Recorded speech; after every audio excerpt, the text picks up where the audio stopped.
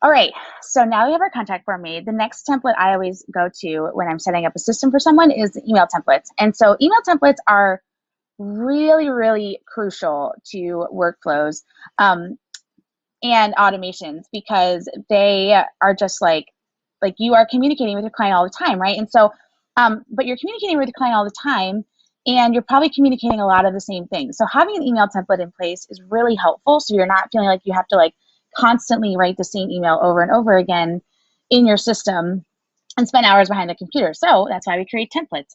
And so the way that I do templates though is I actually really I believe that you can have a personal touch to an email while still automating it out. I'm going to show you a little bit of how I think through that and my thought process through it. So I actually made an inquiry response right in here. First, I just came to create a new email, and then it was a blank one, and I put 10K GG inquiry response. So I actually capitalize a lot of my email templates because it's a lot easier for me to see when I'm scrolling through like 20 email templates in my system. And so that would be something I would suggest for you is that you just capitalize it so it's super easy to see. And then I actually have Asana open. And so you all are going to have access to this template in Asana, and I will walk through Asana in detail as well. But when you come to 10K GG, so you can actually do all of your client facing stuff in Asana if you would like, but Honeybook allows you to do automations and workflows in there. So that's why we have both. So you can actually just have it open, both of these windows open just like this if you want. And you would come in and it says right here, send inquiry response email. So that's the very first step, right? We want to send an inquiry response. Thanks for reaching out. And you have the template all ready to go. So I wanted to take the guesswork out of it for you guys.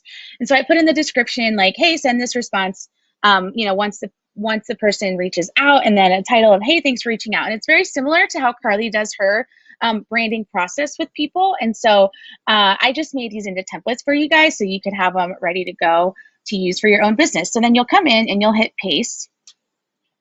And one thing that I always do for myself with my email templates is I actually like when the text is black, just again, because it's darker and it's easier to see than the gray color.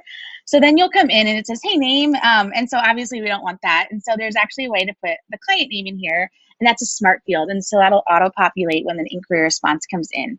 And so then it says, say something personal here, right? And so, for me, I would probably put something like, I'm so excited you reached out. I've been a graphic designer for 2 years, and I love bringing people's vision to life for their business. And maybe you ask a question, right? So, what are some personal goals you have for the branding process? It gets the conversation started, but it demonstrates that you want to get to know them too. You also want to be intentional about it. But what's nice is you can automate this entire thing out. So you could put in here like a more detailed personal touch if you wanted.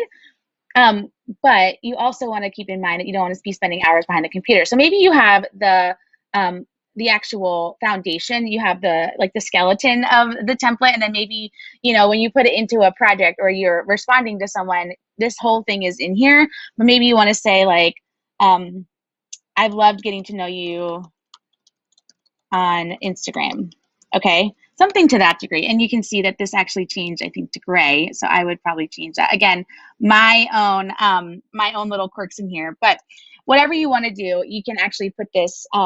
You can add whatever you want for the personal side, but I don't think it has to be super duper elaborate to give a personal touch to it. So that's something to just note in here. So then you come down to the scheduler. So you could also put in insert a day or a time, afternoon, morning, if you wanted to be intentional with that. Or you could say, let's hop on a call. The link to schedule a call with me is below. I'd love to meet with you in the next week, right? So you could do it like that. And then, it says if those days don't work for you, like if you wanted to do a certain day or time, you could also put the scheduler link in here, but we'll take that out for the sake of this email.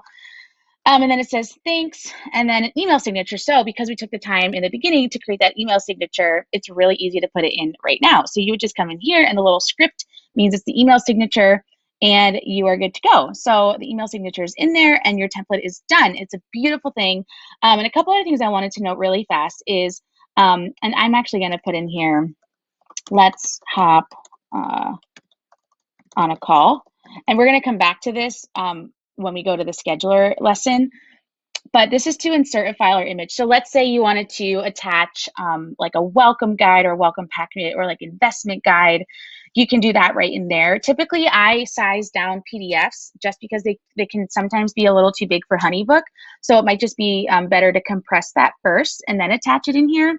Obviously, email signature, your client name, and then that's where we'll insert the link to a scheduler in a later lesson. So get a few of those templates in there, get the ball rolling. You can see in Asana that they'll be under details. So when you're ready to send the proposal, there's an email template ready to go in there for that.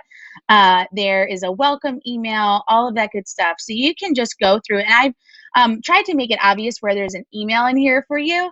And so then you can just throw that template into HoneyBook. And when we're ready to do workflows and automations, you'll see how that all comes together.